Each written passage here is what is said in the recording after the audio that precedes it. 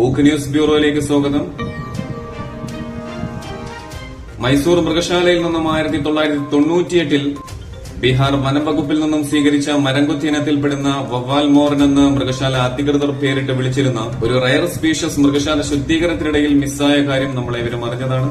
എന്നാൽ കഴിഞ്ഞ ദിവസം കേരളത്തിലെ പാലക്കാട് ജില്ലയിൽ ജനവാസ മേഖലയിൽ അതിന്റെ സാന്നിധ്യം കണ്ടെത്തിയതായിട്ടുള്ള ദൃശ്യം ഊക്ക് ന്യൂസ് ബ്യൂറോയ്ക്ക് ലഭിച്ചിട്ടുണ്ട്. ദൃശ്യങ്ങളിലേക്ക്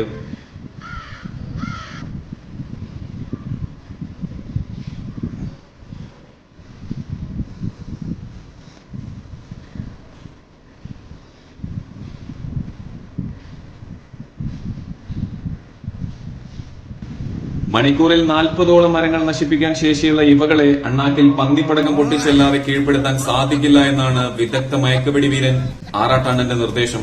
നിർദ്ദേശത്തെ മാനിച്ച് ഉത്തരവാദിത്തപ്പെട്ട മേഖലകളിൽ നിയമപാലകർ സഹായം തേടിയതായും അറിയാൻ സാധിച്ചു. തിരിച്ചുവരാം.